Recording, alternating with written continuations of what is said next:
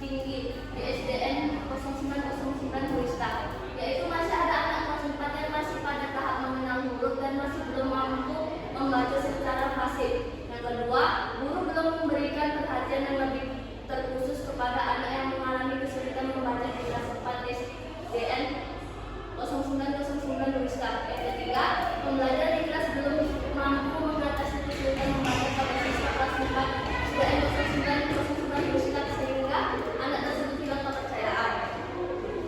Adapun rumusan masalah yang pertama, bagaimana peran guru kelas dalam meningkatkan motivasi belajar membaca pada siswa yang mengalami kesulitan membaca.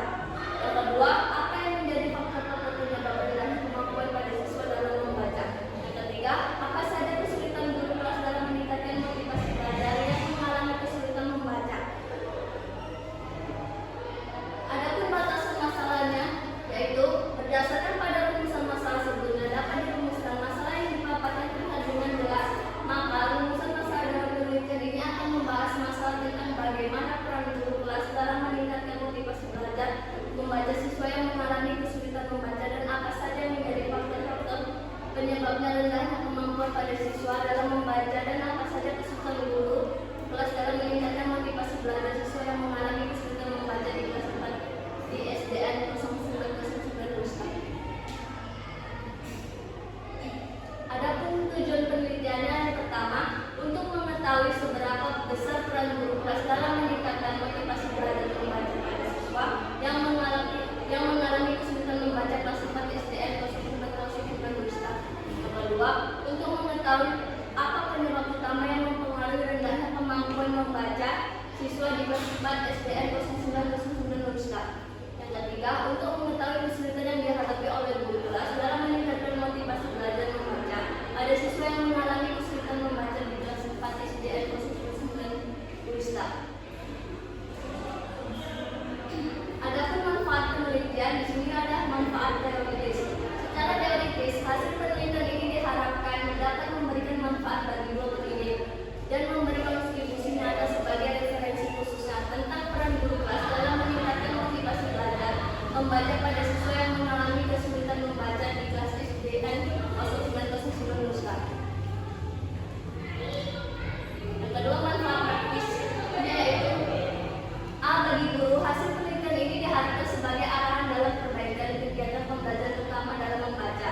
B. Bagi siswa, hasil penelitian ini diharapkan dapat menumbuhkan minat membaca dan mendorong siswa agar lebih termotivasi dalam belajar membaca. C. Bagi sekolah, hasil penelitian ini diharapkan dapat mampu memberikan acuan untuk mengembangkan keterampilan peran guru khususnya dalam membaca dan dapat memberikan sumbangan dalam kegiatan pembelajaran di sekolah. Yang D. Peneliti, hasil penelitian ini bagi peneliti dapat memperluas pengetahuan dalam meningkatkan kualitas sebagai calon sarjana pendidikan serta memberikan pengalaman langsung tentang keterampilan guru kelas dalam meningkatkan motivasi belajar membaca pada siswa yang mengalami kesulitan membaca. Adapun kajian teorinya, peran seorang guru sangat signifikan dalam proses belajar mengajar dan begitu banyak peran guru sebagai seorang pendidik dalam rangka meningkatkan kualitas pendidikan yang tentunya sangat ditentukan oleh kualitas guru. Jika terselenggara pendidikan bermutu, maka ditentukan oleh guru-guru yang bermutu pula. Motivasi belajar merupakan suatu keadaan yang dalam diri individu yang mendorong peserta didik untuk belajar dan melakukan aktivitas tertentu untuk mendapatkan hasil belajar tujuan secara maksimal. Penelitian relevan. Penelitian yang pertama, pendidikan yang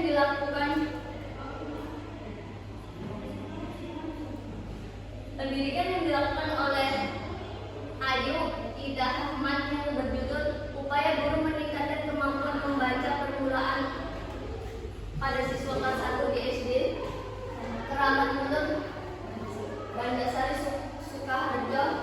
Metode yang dilakukan penelitian ini adalah observasi, wawancara, dan dokumentasi. Tujuan penelitian ini yaitu untuk meningkatkan kemampuan membaca permulaan dengan menggunakan media mampu huruf bergambar. Penelitian 2, penelitian yang dilakukan oleh Ruslan dan Sri Hayu Wibayanti 2019 yang berjudul Pentingnya Meningkatkan Minat Baca Siswa.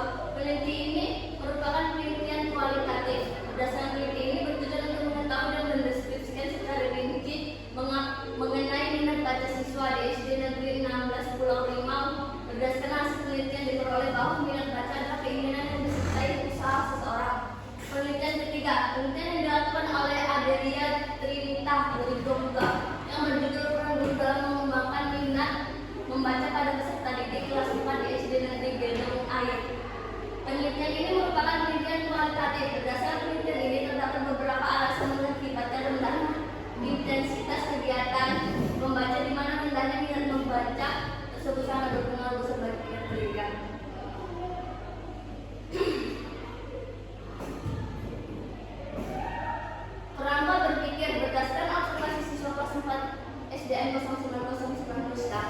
diperlihatkan bahwa minat membaca siswa cenderung masih rendah. Hal tersebut ditandai masih ada siswa yang masih mengeja. Pembelajaran di kelas berlangsung secara teacher centered yang menempatkan guru sebagai subjek pembelajaran.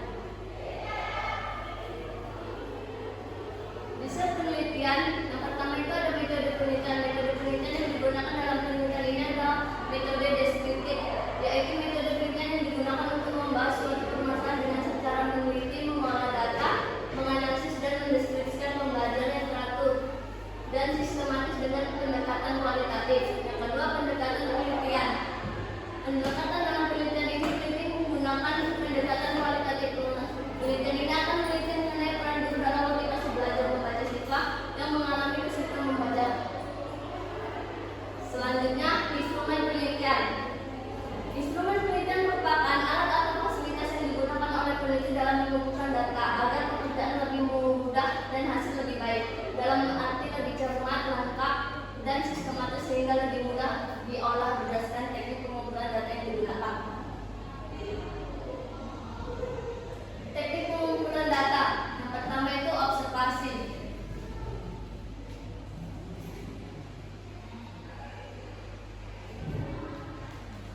Teknik analisis data yang pertama itu ada reduksi data.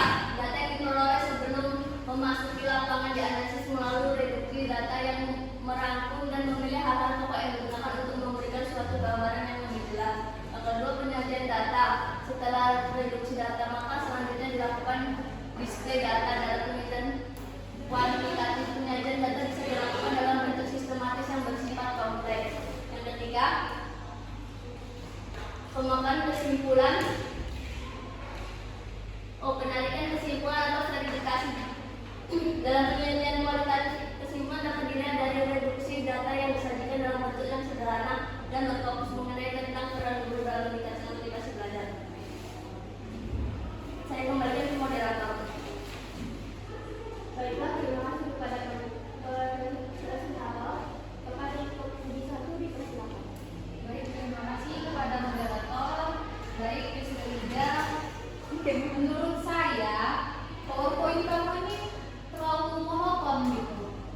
Harusnya kamu tambahkan lagi seperti instrumen yang lain, jadi biar lebih bagus lagi dilihat gitu. Jadi kesannya tidak terlalu monoton dan membosankan. Lalu di PowerPoint kamu isinya itu terlalu banyak gitu dijabarkan gitu.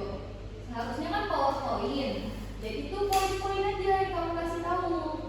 Jangan terlalu banyak menjabarkan isi dalam proposal kamu. Nah, lalu di dalam di bab 2 Kak, apa ini Kak? Nah, bab 2-nya di kajian teori.